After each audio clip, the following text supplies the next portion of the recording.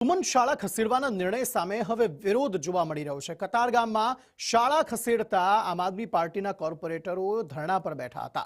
Standing committee ચેરમેનની office બહાર આ તમામ કોર્પોરેટર્સ ધરણા પર બેઠા। વોર્ડ નંબર 7ની શાળા વોર્ડ નંબર 8માં ખસેડતા આ વિરોધ કરવામાં આવ્યો હતો।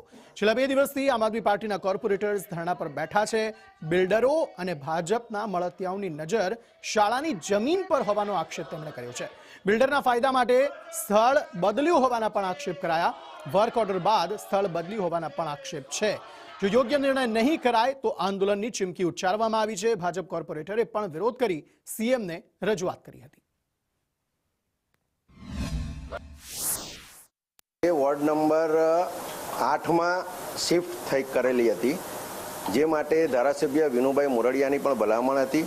પણ આ વોર્ડ નંબર 7ની જે શાળા છે તે મૂળ અમારા કોર્પોરેટરો નરેન્દ્રભાઈ પાંડવ અને જ્યોતિબેન પટેલની પહેલેથી જ માંગ હતી અને આજુબાજુના સોસાયટીના વિસ્તારના લોકોની પણ આ માંગ હતી, જેને કારણે હાલ પૂરતી અમે આ દરખાસ્ત પર બ્રેક લગાવીએ છીએ અને અમારા કોર્પોરેટરો સાથે અને સ્થાનિકો સાથે ચર્ચા કરીને આ સ્કૂલ કઈ જગ્યાએ બનાવવી તેનો નિર્ણય કરીશું।